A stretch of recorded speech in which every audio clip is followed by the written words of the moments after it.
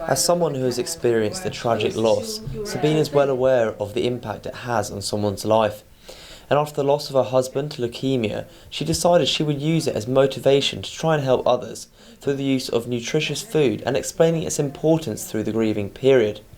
And she gave some initial background to how her life led her to where she is now. The way I got into nutritional therapy was actually through my gut issues in the first place, and that's 15 years ago. And then didn't do very much with it until my husband got leukemia. And then I was just like pushed into it because, you know, chemotherapy is intense, and it's bad for the gut. It kills the gut cells, the cells in the lining of the gut. So I wanted to make sure, because I knew this, that he could restore his gut as much as possible before going for the second round. She then explained how the passing of her husband inspired her to continue the nutritional work. So my husband died about 2 years and 2 months and a few days ago. I'm still counting the days. And I just it gave me a focus to continue studying nutritional therapy. And the college was very supportive because I didn't know what to do. So it was great, and it filled all the gaps, and it actually answered a lot of questions I had, why his gut wasn't working, and that's why he basically died. There was no energy going into his body anymore because his stomach was just not having it. So he had nausea all the time, vomiting, not very pleasant.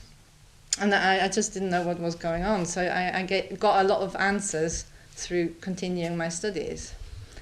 And Kundalini Yoga, that's what we started practicing together before stem cell transplant, and that helped me.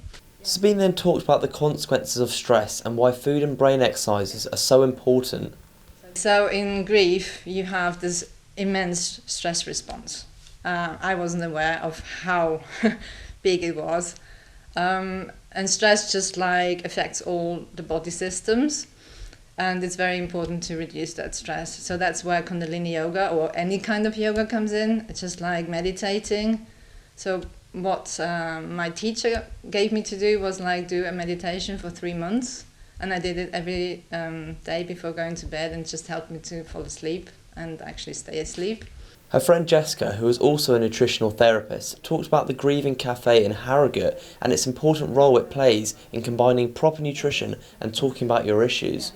Well, actually, Sabina already had the idea for a grief cafe, but from that and through the gentleman with whom we did this talk, we have found this venue in Harrogate called Option V, which is a vegetarian cafe, and they are going to be hosting the first grief cafe, which is an opportunity for people to come and meet other people who are bereaved, or any kind of bereavement. It doesn't have to be a partner, it can be a friend, it can be a child, it could be any bereavement really.